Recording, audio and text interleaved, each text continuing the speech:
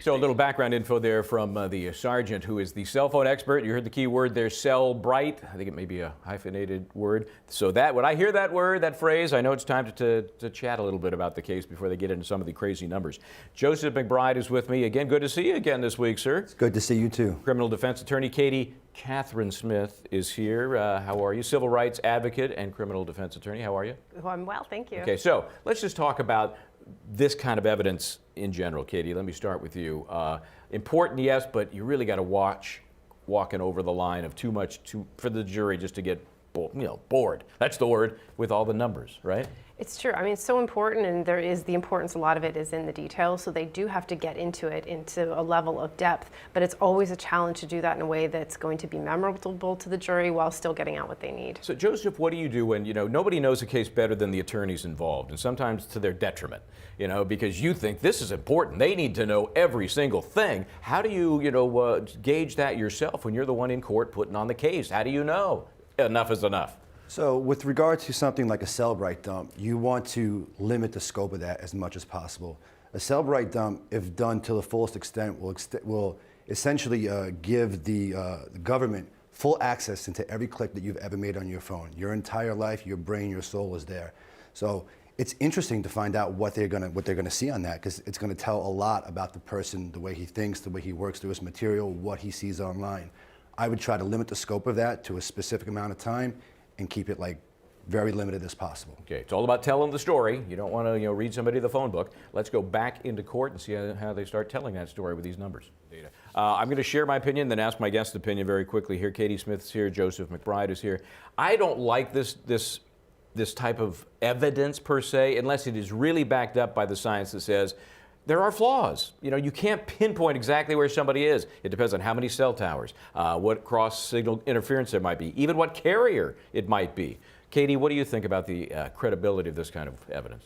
I think it boils down to the experts you have analyzing that data, and they can also bring in lots of testimony that there is inherent unreliability. It's not like a DNA, which is on its face reliable and there's statistical probability. There is some level of interpretation. And Joseph, that's my point, that it seems to have this shroud of credibility that, hey, this is good stuff. We can tell you exactly where you were. If there were cell phone towers every 10 feet, okay, then I'd buy it. But, tell me if you have any concerns about this type of evidence. Of course you have concerns when something comes across so damning from one side. It's incumbent upon the defense here to bring upon their experts and tear this information apart. And that's obviously that's part of the game. I just think it rose so quickly to this level of DNA expertise that I think it's misleading to the jury. So we're going to take a quick break, come back to more of this cell phone data, which is of course used to put Mr. Segura at the scene of the crime or near it at the very least. Okay, now we're getting to it here. Let me ask my guest very quickly here. Joseph, let me start with you. When you're hearing words like approximately and we expect, that all I'm missing is the please, we hope we're right. I mean, it just seems like a little too much wiggle language to me. Agreed. Upon cross-examination, first question out of my mouth, isn't it true that you cannot say with the scientific certainty that he was in place X at this time? Yeah. And Katie, you do civil rights work. Does this bother you at all, this inability to kind of hide, as it were? It's so ambiguous, and what we were talking about in our last talk here, that if they oversell it, it has this ring of it being more true than it should be. At least here they're being honest. They're watering it down a little bit. Yeah. Okay, let's go back in. Okay, so get your map out here. We're going to give you a sense of, I think, where these calls originated, the texts, where they went, why they went where they did. Again, this is the cop who is an expert on cell phones. In this case, we're talking about texts that originated on November 16th, three of them, 7:44, 7:46, 7:47 in the morning, from, apparently, the defendant, Henry Segura, to his wife. However, they have a signature stamped on them that is allegedly from Brandy Peters, Queen Bee, the girlfriend. So, Joseph McBride, let's try and untangle this little web here. If they're forwarded from the victim to the wife by the defendant, what's his purpose? What's going on here? It certainly calls for speculation. Yeah, I didn't hear that objection. No.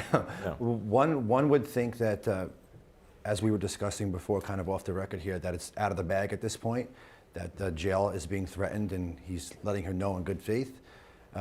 You could also think that the girlfriend could have grabbed his phone and could have sent a message somehow as well. It's tough to kind of call what happened here. quick procedural question, Katie. Why not object when the expert is asked, why do you think it would have been signature identified as the victim? You could object, but then you always run that risk of calling attention to something that you want to just to slide under the boring malaise of all this technical stuff. So if they feel that that's something that's a little vulnerable, maybe they're just trying to be quieted down. Yeah, we're still going to have to figure out exactly who's talking to whom here, because it's critical to put Mr. Segura in the place where these crimes took place, but it's also important to lay the foundation for why he would have been there. What sort of motivation was involved? Let's take a quick break. We'll come back more on the cell phone issue, and we will discuss. This is the Law and Crime Network.